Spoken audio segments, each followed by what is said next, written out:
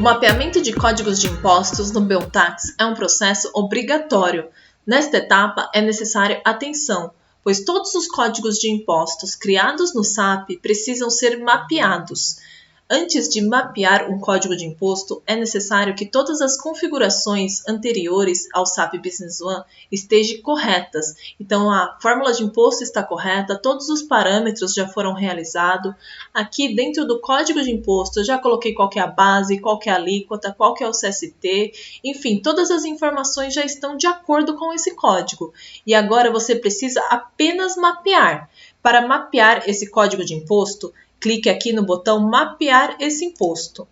Nesse momento, o BELTAX abrirá a guia de Mapear esse imposto. É aqui onde esse processo será realizado.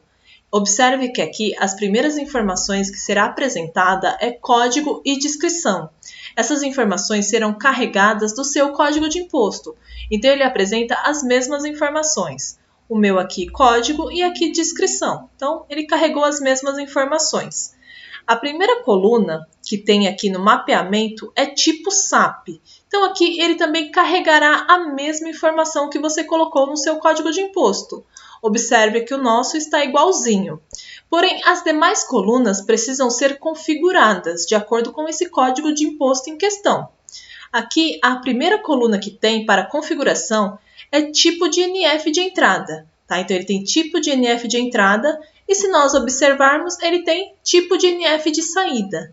Aqui nessas duas colunas precisam ser definidos os CSTs desta operação. Tá? Então, aqui nesse código de imposto que nós estamos usando como exemplo, eu coloquei aqui um CST de ICMS 00, coloquei CSTs de PIS e COFINS.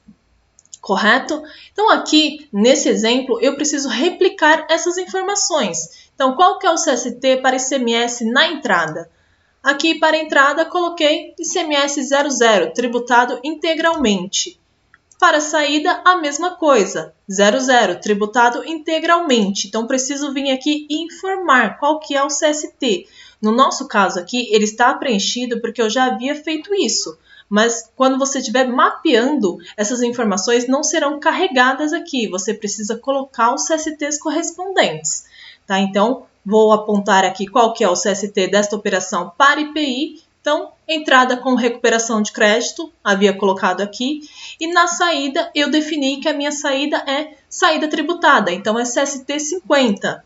A mesma coisa eu fiz para PIS e COFINS. Então, preciso colocar os CSTs correspondentes a essa operação. Vale lembrar que CSTs de IPI, PIS e COFINS, eles são diferentes para entrada e para saída. Então, aqui você deve fazer os parâmetros corretos. Tendo apontado aqui os CSTs de acordo com o seu código de imposto, de acordo com esta operação, a próxima coluna que nós precisamos nos atentar é base de cálculo para NFs. Então, aqui nós temos base de cálculo para NF de entrada e base de cálculo para NF de saída. O que é exatamente essas informações? Aqui, normalmente, no seu XML, quando você analisar, tem uma MODBC, uma tag que se chama MODBC. É daqui onde ele buscará essas informações. Então, você precisa informar aqui qual que é esse modo de base de cálculo, certo? Você traz algumas validações e aqui você precisa configurar de acordo. Então, coloque as informações correspondentes. Vale lembrar que essas 4 colunas aqui são colunas obrigatórias, então você precisa validar essas informações de acordo com o seu código de imposto. As demais colunas que são apresentadas no mapeamento são colunas possíveis de ser configuradas, então elas apenas precisam ser definidas se isso se aplicar ao seu código de imposto, ao seu faturamento, tá? Então vamos falar aqui das demais colunas.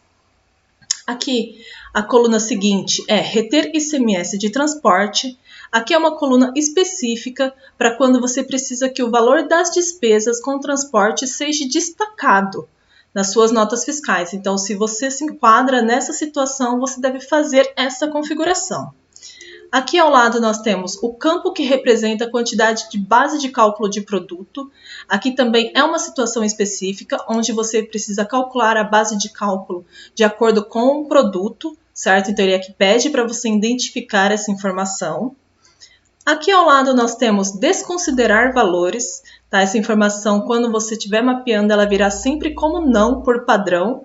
Aqui nós encontramos clientes que por algum motivo ele destaca um imposto numa nota fiscal, porém ele precisa que essas informações não apareçam, tá? Nos livros ou enfim no próprio DANF. Então nessa situação, se no seu mapeamento você está falando que é para o Beltax desconsiderar, ele irá desconsiderar essa informação, de acordo com o que você configurou aqui. Então, aqui você deve configurar apenas se essa for a sua situação. Se não, você deixa como não aqui e ele respeitará sempre o que você configurou aqui. Então, de ICMS, de base, de alíquota, para espelhar no seu XML. Aqui ao lado nós temos somar impostos ao valor de produtos. Aqui é utilizado para casos de importação, certo? Quando você quer somar os valores ali de importação aos produtos. Aqui ao lado nós temos somar valor de impostos a despesas outras. Então, nesse caso, ele é utilizado quando o imposto foi criado e ele não foi incluso no preço, porém, para a validação das suas notas fiscais, você está jogando esses impostos para despesas outras. Tá? Aqui nós temos a situação da lei da transparência. Aqui é uma configuração que era realizada anteriormente, então era definido aqui.